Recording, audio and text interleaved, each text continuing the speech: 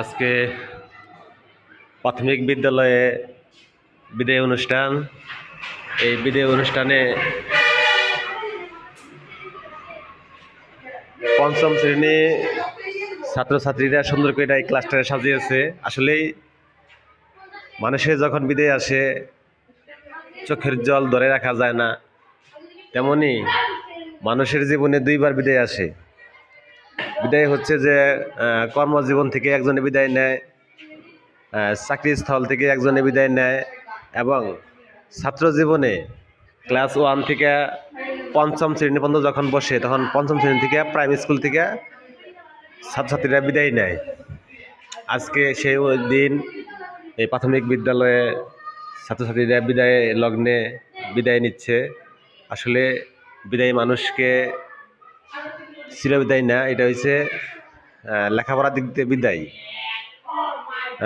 পঞ্চম শ্রেণী থেকে ষষ্ঠ শ্রেণী যাবে, মানে স্কুল পরিবর্তন, প্রাইমারি থেকে হাই স্কুলে যাবে।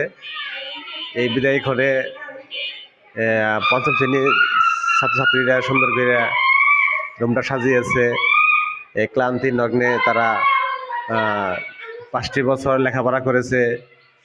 এই লেখাপড়ার সময় হয়তো তার শিক্ষক যথানিয়মে যথারীতিভাবে তাকে মানুষের মতো মানুষ গড়া করার জন্য অনেক চেষ্টা করেছে।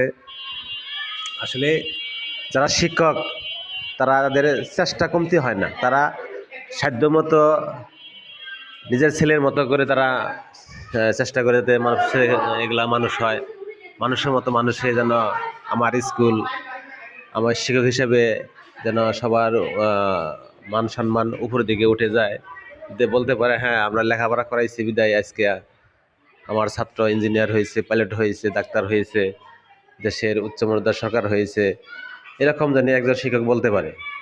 আসলেই বলার মাঝে, কথার মাঝে অনেক যদি কষ্ট দিয়ে থাকে, তাহলে আজকে মনে করব যে একজন ছাত্র বা একজন শিক্ষক তাদের মধ্যে একটা সহনমীয়তা থাকবে, যে তারা যেন এটা ক্ষমা করে দেয়। কারণ তারা আজকে প্রাইমারি থেকে বিদায় নেবে, তাদের অনেক কষ্ট হবে, তাদের কান্না আসবে, অনেক ছাত্রী যারা আছে অনেক কান্না করবে।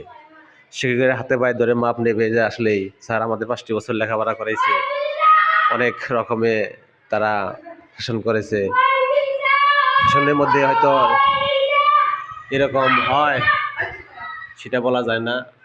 আজকের মতোই এখানে বিদায়। সবাইকে শুভেচ্ছা, ভালোবাসা রইল।